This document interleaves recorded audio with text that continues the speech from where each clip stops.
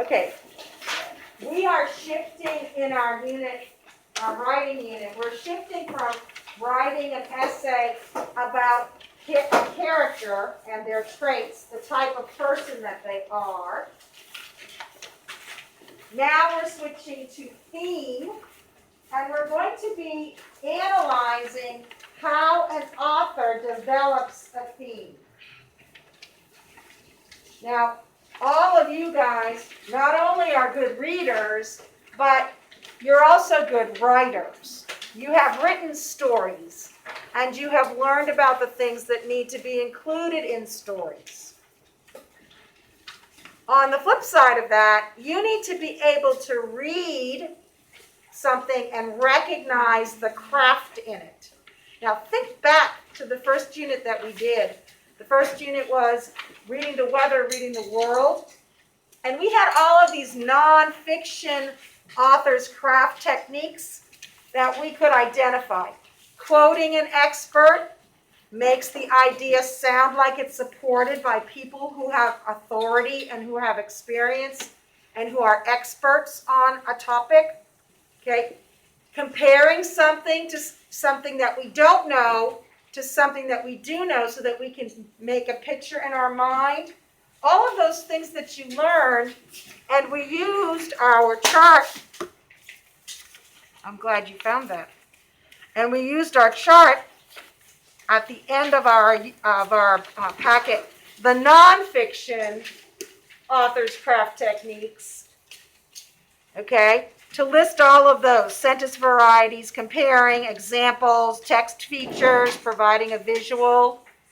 All of those things we learned in our nonfiction unit, but now that we're doing a fiction unit, we're going to be turning to a different author's craft. And I want to make sure that you're careful. Experience has taught me that if you're not cautious and careful, you're going to go to the wrong chart. So this author's craft chart is for fiction writers, authors of fiction. Now, some of them do overlap, but this chart itself you typically find in fiction writing. And a lot of these terms you're going to recognize as terms that you have learned in the past. When you are analyzing a piece of literature, you need to be recognizing when the author is using one of these crafts. Because these crafts, Eli, mask over your nose, please. These crafts are what help them to develop the theme, to develop the character, to develop the plot. All right, so we're going to very quickly go through these. You're going to recognize some of them as you have seen them before. Alliteration is when we repeat the same letter sound at the beginning of a word. Okay, I like to think about tongue twisters for alliteration. Sally sells seashells by the seashore. Okay, that's alliteration. Now notice that all of those were S's. Those are consonants. If you jump down to this one, assonance or assonance, some people pronounce it differently. That's when you repeat using words that have the same vowel sound, okay? For example, the example here shows a long O sound, okay? And it's not necessarily for this, it's not necessarily in the beginning of the words. Okay, allusion is when something in the story refers to somebody well known. Okay? Something in the story. For example, a perfect example would be if somebody said that was a Herculean effort, referring to Hercules. If it's a Herculean effort, we know that Hercules was strong, right? And so we know that it was very difficult and required a lot of strength. That's allusion, referring to a famous figure. Okay, hyperbole is an exaggerated comment. Like, if I don't eat right now, I'm going to die, okay? imagery, okay? It is any kind of wording that helps you to be able to use your senses through your reading. So here's an example. It says language evoking one, some, or all of the five senses. She ordered a triple scoop of mint chocolate chip ice cream with hot fudge and whipped cream. Okay? You can kind of almost have that creaminess in your mouth. All right. Metaphor and simile. Metaphor and simile are really good because they both compare. Okay? If you said, I am as hungry as a lion, you're comparing your hunger to that of a lion, right? You're going to like attack a large animal and eat it, okay? You're comparing your hunger to an animal, all right? If you say, I am a hungry lion, now you're using a metaphor. And the difference between the two is a simile uses the words like and as, and the metaphor does not. So if you ever want to write a metaphor, use the comparison and then take out the like and as and make yourself that thing. All right? Personification, that's when you give human qualities to something that's not human. Okay? The tree reached its crooked fingers to grab onto the sky. All right? Trees don't have fingers. Trees can't grab. That's personification. You've given a human quality or action, Donovan, pick your head up, please, to something that's not human. Symbolism. This is one, guys, that we're really going to hit hard this year. Symbolism is when an object means more than its literal meaning. Okay, let's stop for a second. I want you to think about fox in our book. Now, one of the parts of this lesson today that I'm getting to kind of slowly because I'm reviewing all of these different types of craft is that authors make deliberate decisions about everything in their books. So Margaret Wilde thought very carefully about the kinds of characters that she wanted to have. So think about fox. Why do you think that Margaret Wilde chose fox to be a fox? Why did she select a fox? Why didn't she select a raccoon? Why didn't she select a vulture or an eagle? Why did she choose a fox? Ian, what do you think?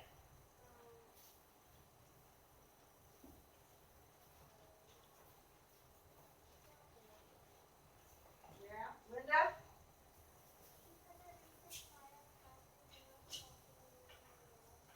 Okay, so we have the color of the fox, which kind of gives an allusion back to the fire. That's definitely one of the points. Logan? And he's a predator to magpie. He's a predator. Okay, that's another. Nick? Have you ever read another story with a fox? What kind of a character was the fox? Isabella?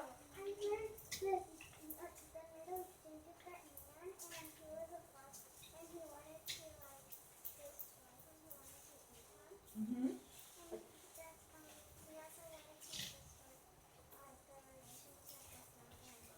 Okay, so typically when we have a story that we read and a fox is in it, the fox is not a good character, right? The fox is sly, tricky, sneaky, kind of mean and evil, right? He is the protagonist in the story. I'm sorry, the antagonist in the story. He is the one that's causing the conflict, right? Yes. All right, so the fox symbolizes sneaky, evil, okay? And Margaret Wilde chooses to use that so that you as the reader will say, oh, I don't trust this person. I don't trust this character. This character's being sneaky. I expect this character to do bad things because I've read other stories with foxes in them and they were not good characters. Okay? So when something symbolizes something else, in our case, the character Fox symbolizes evil, sneaky, tricky, sly. Okay? That is what he symbolizes. That is why Margaret Wilde chose that character to be in the story. Okay, and finally, this is so tricky. I have to tell you, I almost didn't use this chart because they put tone and mood together. Okay, so let's make sure we understand carefully what the difference is. When you're in a bad mood, you feel badly, right? When you're in a bad mood, you feel badly. So mood is how the reader, how you feel when you're reading that part of the story. Tone, you know, the tone of your mother's voice. When she's talking to you, you really know whether or not she's happy or upset. Right? So tone is the way the author is talking to you. Okay? So try to keep those separate. They are very easily confused, and I know that you have mood questions on reading comprehension tests, and I don't want you to mix those up. All right? So think about a bad mood, and think about the tone of your mother's voice to keep those separate. Okay. So we have all of this author's craft. Not all of it is going to appear in our story every time, but we have to make ourselves aware of it, and we have to recognize it when we see it, and we have to ask ourselves a very important question. Why did the author choose this craft when they were writing the story? Okay, so it's really important to make sure that you understand that authors make choices. They make craft choices. The story is created by them. They can choose what to put in it. And they make their choices based on what they want the reader to think and feel. So as we move through this unit and we start to analyze Fox in light of theme and how the theme is developed, one of the things we're going to use is our fiction author's craft. We're going to look for fiction author's craft. Now, let's take a look. If you could turn to your reader's notebook for me.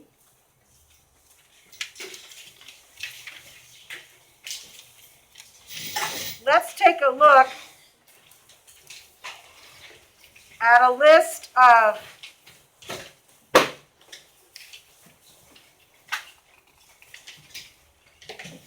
craft that we would find in our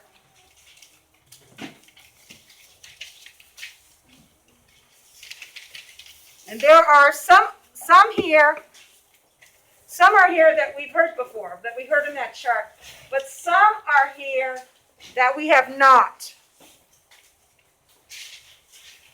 For example, comparing using similes or metaphors, we just talked about that. We didn't talk about sound effects, okay? And this is a craft I'm sure that you've used extensively, probably first, second, and third grade. What do we call a word that makes is a sound, like boom, sizzle? What do we call them?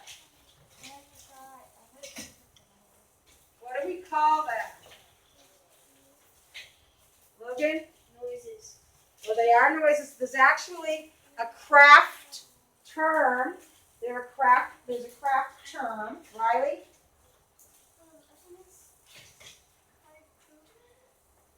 Nope. Hyperbole is exaggeration. Caroline? Onomatopoeia. Okay? Onomatopoeia. All right, those are sound words. All right, then dialect are words from another language. Dialect is the way people talk in a certain place, right? Where I come from in the Boston area, we don't typically pronounce the R's. at the end of words. We say towards the end of words. We pack our car. We don't say the R really hard like we do down here in the South. Down in the South, you might hear somebody say, y'all. How are y'all doing today? Okay? If you were reading a story that was set in a Hispanic community, you might see that they have sprinkled in some Spanish words into it. Okay? That's a craft. That's a craft to help the reader. Remember our envisioning lesson? How do you envision it? How do you hear it? How do you live it? How do you walk in the shoes of the character? You do that by the craft. And doing this right here can help you. Not only this one, but onomatopoeia can help you hear the story so that you can live in the story. Okay? We've seen alliteration, repetition. What kinds of things are repeated in our book, Fox? What kinds of things are repeated? Alina, is there anything repeated in our book, Fox?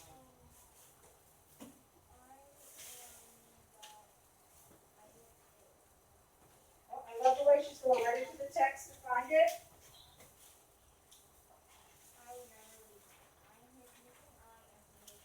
Right, I will never leave dog. I am his missing eye, and he is my wings. Okay? That gets repeated. That's repeated. When an author chooses to repeat something, it's important. It's like the author saying, pay attention to this. It's important. You're going to get the theme or the message because I keep repeating this. I keep telling you, hey, look over here. It's important. Pay attention to these words or pay attention to this action. Another literary device that we could see is descriptive words. And when we have those words in the part of the text where they're running, remember we talked about how in our theme statement that we have evidence to show that over time and with Dog's help, Magpie comes to accept what has happened to her and does not feel that intensive grief that she did when it first happened. And we get that. Margaret Wilde develops that because we could see, we know that it says, and so Dog runs with Magpie on his back every day, through summer, through winter. And then after the rains, when the saplings are springing up, not popping up, right? Not popping up, but springing up because that word has spring in it. We know now it's spring. So we've gone through summer, we've gone through fall, we've gone through winter, and now spring is over after the rains. So a year. Okay? So those descriptive phrases are helping to develop the theme, developing that idea that Dog is loyal. He's doing this day after day after day for over a year. Okay, and then we've also talked about the symbols and the images. So as we are analyzing a text to prepare to write a literary essay on theme, we want to focus on the craft that authors used to develop that. What choices did Margaret Wilde make? And so as you're reading through the text with a lens for the literary devices, you may want to jot in the white space when you notice a literary device. If you notice a simile, write on the white space, simile. If you notice alliteration, write in the white space, alliteration. Descriptive words, symbolism. Because those types of annotations are going to help prepare you to write your essay. Okay,